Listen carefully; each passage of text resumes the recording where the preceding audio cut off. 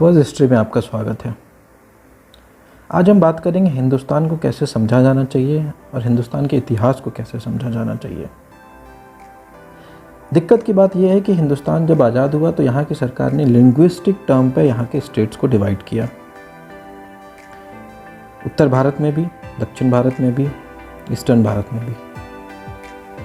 इसका एक खामियाजा हमें ये भुगतना पड़ा कि अब हम ब्लॉक्स बन गए हैं।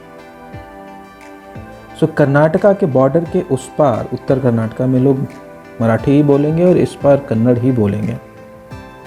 महाराष्ट्र में जैसी बॉर्डर क्रॉस होगा गुजराती ही बोलेंगे और इधर मराठी ही बोलेंगे। बट हिंदुस्तान हमेशा ऐसा नहीं था। हिंदुस्तान एक मल्टीलिंगुअल, बहुत सारी भाषा बोलने वाला एक देश था, जिसमें अगर आप देखेंगे तो लोग पहले इस तरीके से बॉर्डर्स नहीं हुआ करते थे। नदियाँ होती थी। हमने गंगा पार कर लिया तो गंगा पार ऐसा है, हमने नर्मदा पार कर लिया तो नर्मदा के उस पार ऐसा है। बट क्या लोग एक दूसरे से बात नहीं किया करते थे? क्या उस वक्त अंग्रेजी थी या हिंदी थी? हिंदी बहुत रीसेंट लैंग्वेज है। तो हिंदुस्तान जो है वो आपस में बात किस भाषा में किया करता था? यहाँ के लोग किस तरीके से आपस में ट्रेड किया करते थे?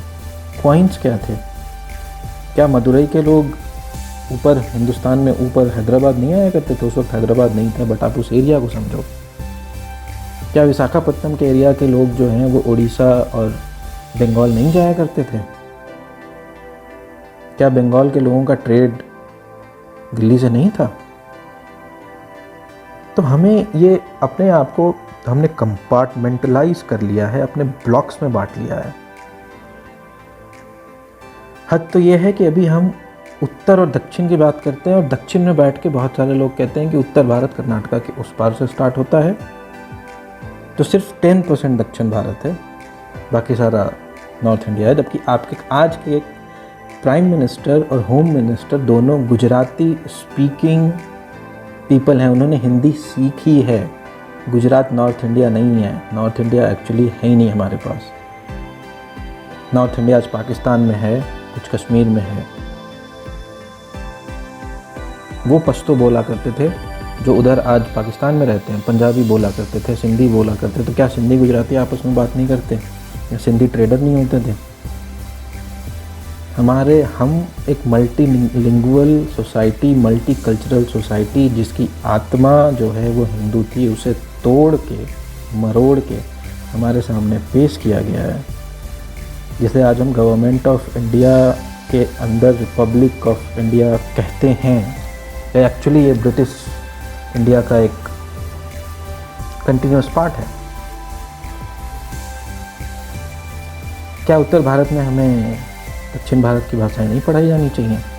आपको ताज्जुब होगा ये जान के कि हिंदी में भी क ख ग घ ही होता है, अ आ ए औ ही होता है। और कन्नड़ा मैंने सीखने की कोशिश की थी, सीख रहा हूँ धीरे धीरे। जो आपके अ आ ई होते हैं वो अ आ ए औ ही होता है कन्नड़ में भी। क ख ग घ ही होता है, बस उसके लिखने का जो लिपि है वो अलग है। ये सारी भाषाएं जो हैं वो एक ही बेस की भाषाएं हैं, जो धीरे धीरे अलग अलग प्रांतों में अलग अलग तरीके से डेवलप हुई हैं। ये हमारी ही भाषाएं हैं। तो अगर आपको कोई आज के डेट में ट्विटर पे इधर उधर कोई ये कह रहा है, कोई इस बात की लड़ाई स्टार्ट करने की कोशिश कर रहा है कि भाई संस्कृत पुराना या तमिल पुराना, जनरली ये बहुत ही डेंजरस सिचुएशन है। ये दोनों भाषाएं हमारी ही हैं। अगर कोई उत्तर भारतीय तमिल सीखने की कोशिश कर रहा है, मलयालम सीखने की कोशिश कर रहा है, गवर्नमेंट को उसको सिखाना चाहिए।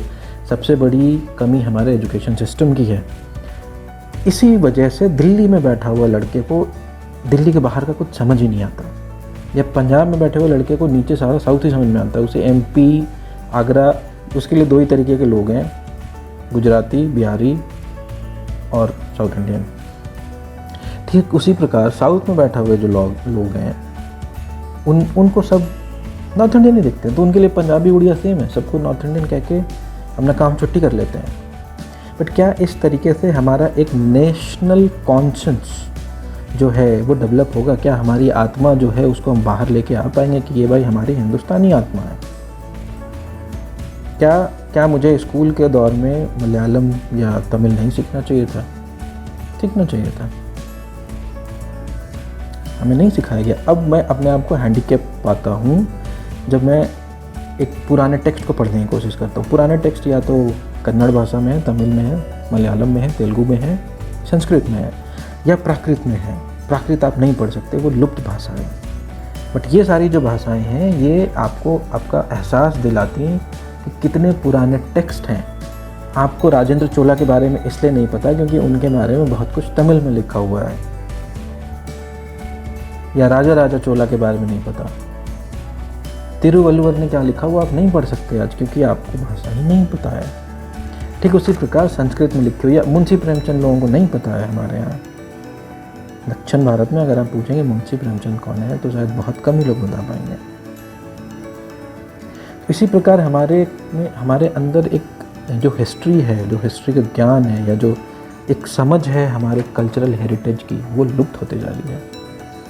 क्योंकि इंग्लिश में कुछ लिखा नहीं, 2-4 टेक्स्ट जो हैं वो आप अगर इंग्लिश में खोजने की कोशिश करेंगे, बहुत कम हिस्ट्री जो है कि ट्रांसलेट आप कितना कर सकते हैं। यहाँ पे मैन्यूस्क्रिप्ट करोड़ों में थे जिसको आप ट्रांसलेट नहीं कर सकते, उसको उसी भाषा में ही पढ़ना होगा अगर आपको ज़्यादा पढ़ना है तो। वो आर्काइव भी नहीं है अच्छे से, हमारे लिए उपलब्ध भी नहीं है। तो आप कैसे जानेंगे कि दक्षिण से उत्तर का, उत्तर का दक्षिण से भारत कहाँ तक था, क्यों था, क्या सेंट्रल एशिया में हिंदू राजा थे, बौद्ध राजा थे, कैसे पता चलेगा? हमें पता नहीं है। इस बारे में आप सोचें, इस बारे में विचार करें, कमेंट करें, सब्सक्राइब करना ना भूलें।